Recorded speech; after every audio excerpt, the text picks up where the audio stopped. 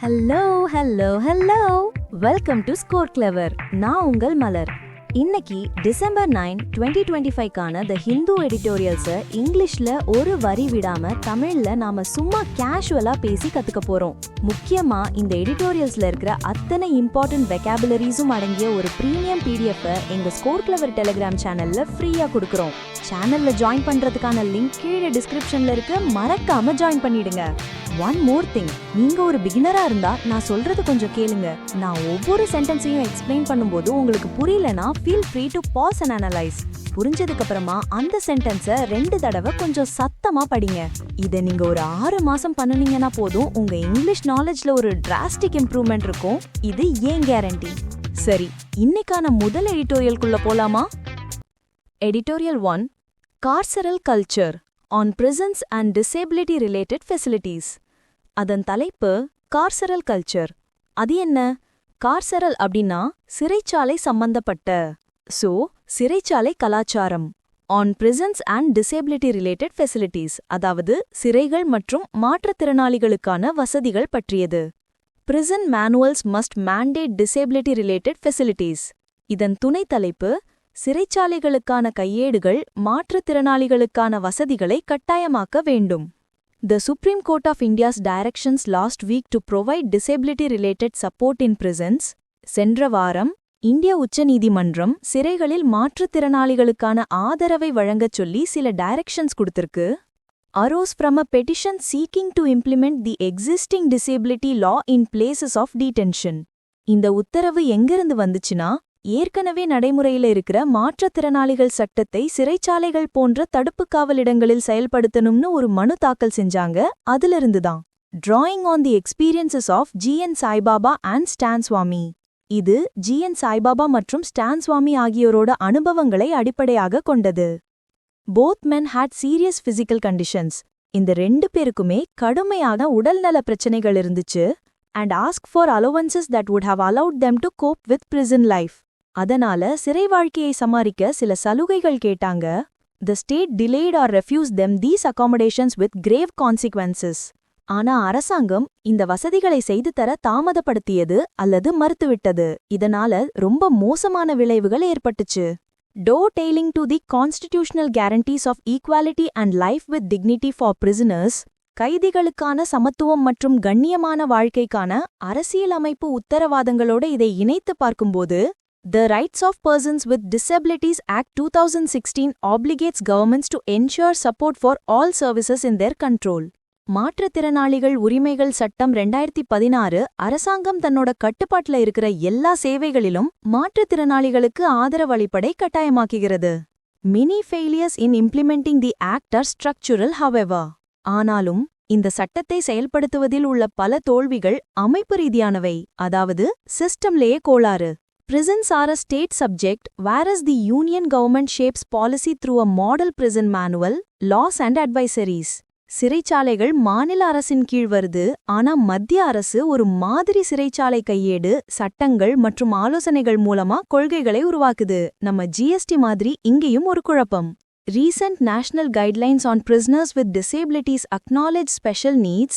சமீபத்திய தேசிய வழிகாட்டுதல்கள் மாற்றுத்திறனாளி கைதிகளின் சிறப்பு தேவைகளை ஒப்புக்கொண்டது.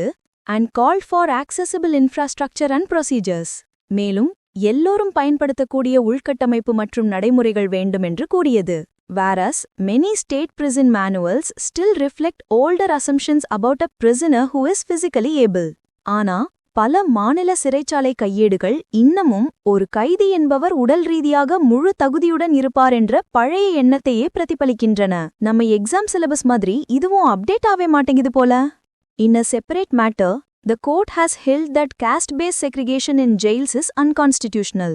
இன்னொரு தனிப்பட்ட விஷயத்துல சிறைகளில் ஜாதி அடிப்படையிலான பாகுபாடு அரசியல் அமைப்புக்கு எதிரானதுன்னு நீதிமன்றம் சொல்லியிருக்கு. And suo moto said that it would monitor discrimination in prisons along caste, gender and disability lines. அது மட்டும் இல்லாம தானாகவே முன்வந்து ஜாதி, பாலினம் மற்றும் மாற்றுத்திறன் அடிப்படையில் சிறைகளில் காட்டப்படும் பாகுபாட்டை கண்காணிப்போம்னு அப்படின்னும் சொல்லியிருக்கு. Colonial and post-colonial prison rules encoded social hierarchies. காலனித்துவம் மற்றும் பின்காலனித்துவ சிறை விதிகள் சமூக படிநிலைகளை சட்டமாக்கியது. resulting in a routine assignment of sanitation tasks to Dalit and Adivasi prisoners. இதனால துப்புரவு பணிகளை வழக்கமாக தலித் மற்றும் ஆதிவாசி கைதிகளுக்கு ஒதுக்குற ஒரு நிலைமை உருவாச்சு, who are also overrepresented among prisoners relative to their population. அவங்க மக்கள் தொகை விகிதத்தை விட சிறைகளில் அவங்களோட எண்ணிக்கை ரொம்பவே அதிகமா இருக்கு. And the absence of specific obligations on prison authorities to support prisoners who cannot move or use sanitary facilities without assistance. அது மட்டும் இல்லாம, உதவியின்றி நகரவோ அல்லது கழிவறை வசதிகளை பயன்படுத்தவோ முடியாத கைதிகளுக்கு ஆதரவு அளிக்க வேண்டிய குறிப்பிட்ட கடமைகள் சிறை அதிகாரிகளுக்கு இல்லாம போச்சு. The NCRB also records a non-trivial number of inmates with mental illness.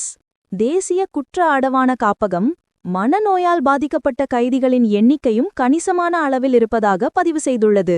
While the court had already censured it, அதாவது முருகனாந்தம் 2025ல தான் அந்த வழக்கின் உத்தரவுகளை தான் இந்த புதிய ஆணை நாடு முழுவதும் விரிவுபடுத்துகிறது. For not disaggregating data by disability, மாற்றுத்திறன் அடிப்படையில் தரவுகளை பிரித்து வழங்காம கண்டித்திருந்தது. It is reasonable to assume that many prisoners experience the intersection of caste bias and disability together. பல கைதிகள் ஜாதி பாகுபாடு மற்றும் மாற்றுத்திறன் இரண்டையும் ஒரே நேரத்தில் அனுபவிக்கிறார்கள் என்று கருதுவது நியாயமானது.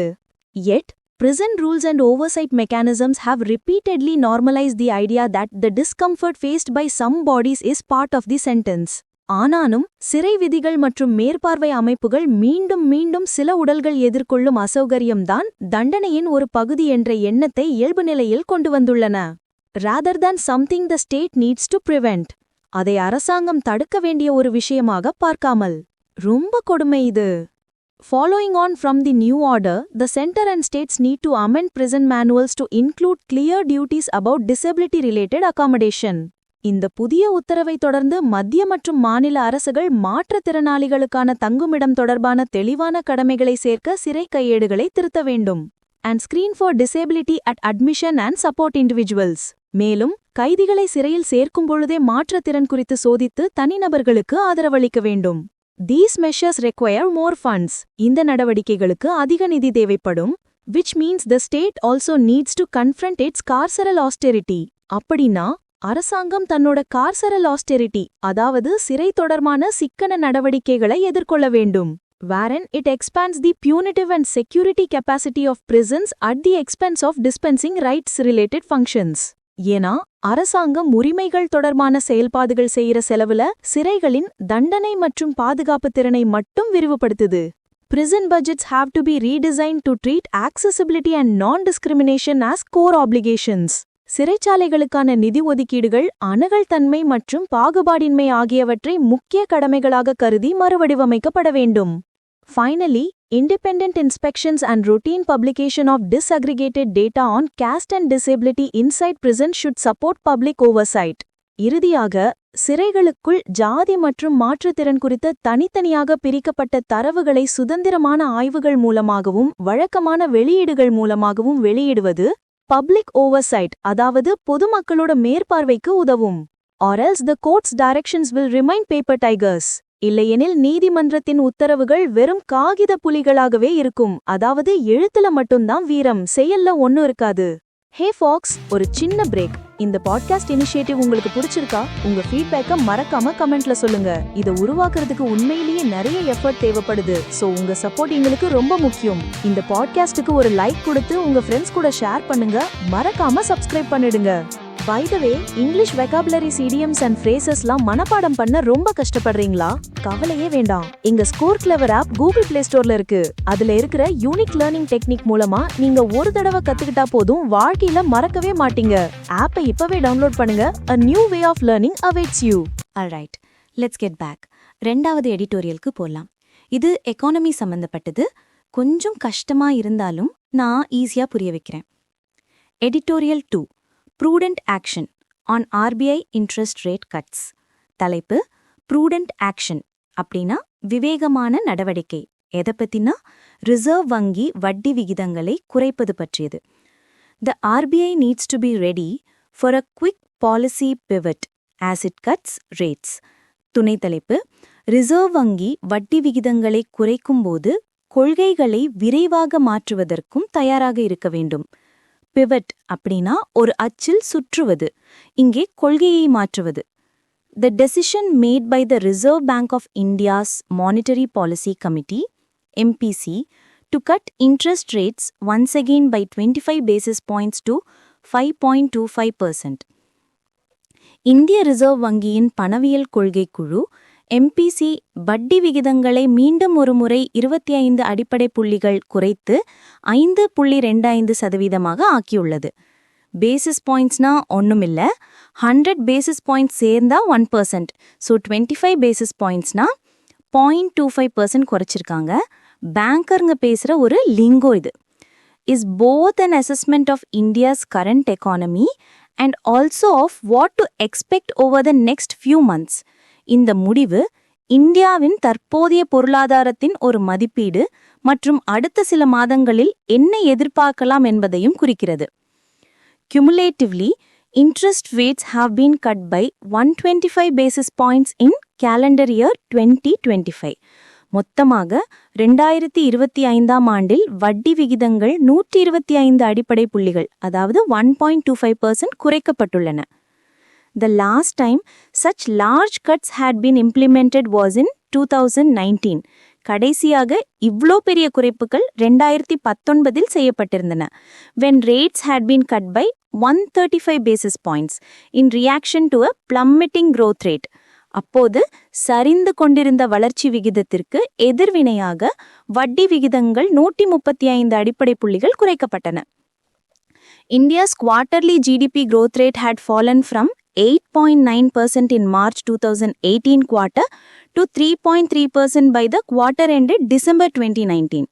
இந்தியாவின் காலாண்டு ஜிடிபி வளர்ச்சி விகிதம் மார்ச் 2018 காலாண்டில் 8.9%இலிருந்து டிசம்பர் 2019 காலாண்டில் 3.3%ஆக குறைந்திருந்தது. Growth is currently seeing the opposite trajectory. ஆனா வளர்ச்சி இப்போ அதுக்கு நேரெதிர்பாதல போயிட்டு இருக்கு. It has steadily been accelerating from 5.6% in Q2 of last year to the recently released 8.2% in Q2 of this year. கடந்த ஆண்டு இரண்டாவது காலாண்டில் 5.6%ஆக இருந்தது. இந்த ஆண்டு இரண்டாவது காலாண்டில் 8.2%ஆக சீராக அதிகரித்துள்ளது. From growth perspective, there are at least two ways to look at the MPC's interest rate moves. வளர்ச்சி கண்ணோட்டத்துல பார்த்தா எம்பிசியின் இந்த வட்டி விகித நகர்வுகளை குறைந்தபட்சம் 2 வழிகளில் பார்க்கலாம். The first is that the central bank is not convinced that growth is currently as robust as the numbers suggest. முதலாவது, இந்த எண்கள் காட்டுற அளவுக்கு வளர்ச்சி வலுவாக இருக்குன்னு மத்திய வங்கி நம்பவில்லை. அதனால பணவியல் கொள்கை முடிந்தவரை ஆதரவாக இருக்க வேண்டும் என்று நினைக்கிறது. After all, it could have left rates unchanged at 5.5%. ஏன்னா அவங்க நினைச்சிருந்தா வட்டி விகிதங்களை 5.5%லேயே மாற்றாமல் வைத்திருக்கலாம். The second is that the MPC feels that Indian companies are still sitting on excess capacity. ரெண்டாவது, இந்திய நிறுவனங்களிடம் இன்னும் உபரி திறன், அதாவது பயன்படுத்தப்படாத உற்பத்தி திறன் அதிகமாக இருப்பதாக எம்பிசி நினைக்கிறது. அதனால பொருளாதாரத்தை ஓவர் ஹீட் பண்றதுக்கான, அதாவது அளவுக்கு அதிகமா சூடாக்குற அபாயம் குறைவு. So it might as well push for more growth. எனவே இன்னும் அதிக வளர்ச்சியை தூண்டலாம் என்று நினைத்திருக்கலாம். The reality is probably a combination of both the two. ஆனா உண்மை என்னன்னா இது ரெண்டும் கலந்த ஒரு கலவையாக இருக்கலாம். Real growth looks higher due to an unusually low deflator.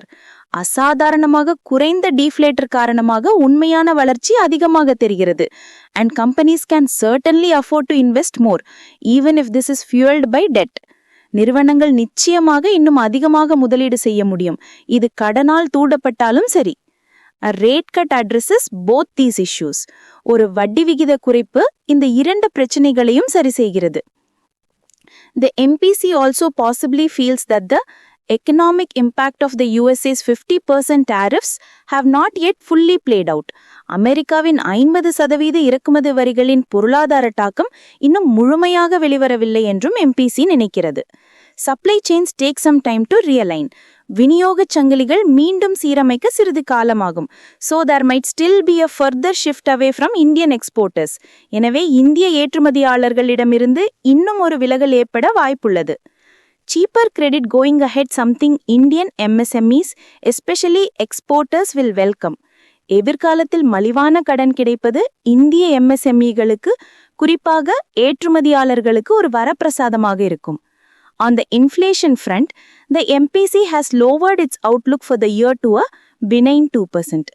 பணவீக்கத்தை பொறுத்தவரை MPC இந்த ஆண்டுக்கான தனது கண்ணோட்டத்தை 2% என்ற மிதமான நிலைக்கு குறைத்துள்ளது.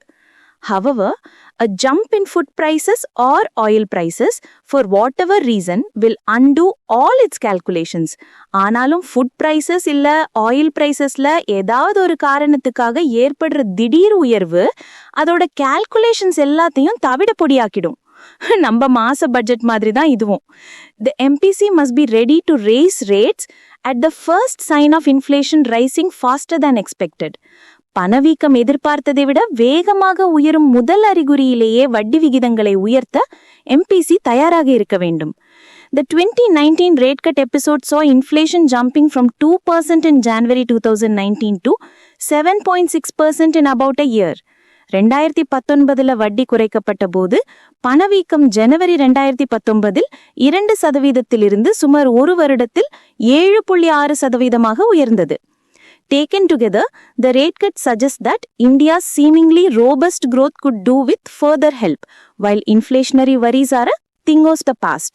ஒட்டுமொத்தமா பார்க்கும்போது இந்தியாவின் வலுவானதாக தோன்றும் வளர்ச்சிக்கு இன்னும் கொஞ்சம் உதவி தேவைப்படலாம் என்றும் பணவீக்க கவலைகள் கடந்த கால விஷயமாகிவிட்டன என்றும் MPC நினைக்கிறது.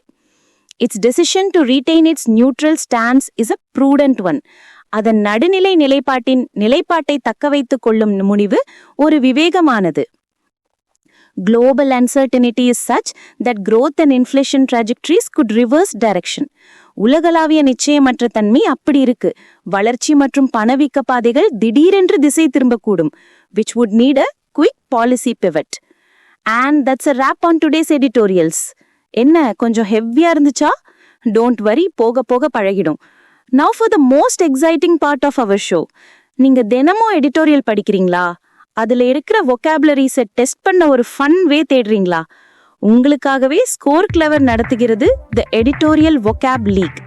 இது வெறும் குவிஸ் இல்ல, இது The Editorial Vocabulary IPL. ஒவ்வொரு நாளும் இரவு 7 மணிக்கு எங்க டெலிகிராம் சேனல்ல லைவா நடக்கும் இந்த குவிஸ்ல கலந்துக்கோங்க. அன்றைய எடிட்டோரியல்ஸ்ல இருந்து எடுக்கப்பட்ட vocabulary questionsக்கு ஆன்சர் பண்ணுங்க. Monthly leagues, daily scores, exciting ரிவார்ட்ஸ்னு ஒரே கொண்டாட்டம் தான். உங்க vocabulary பவரை காட்ட இது ஒரு சூப்பர் சான்ஸ். உடனே கீழே டிஸ்கிரிப்ஷன்ல இருக்கிற லிங்கை கிளிக் பண்ணி எங்க vocabularyல ஜாயின் பண்ணுங்க. நாளைக்கு இதே நேரம் இதே இடத்துல புது எடிட்டோரியல்ஸோட உங்களை வந்து சந்திக்கிறேன். Until then, this is your Malar from Score Clever signing off. Bye bye.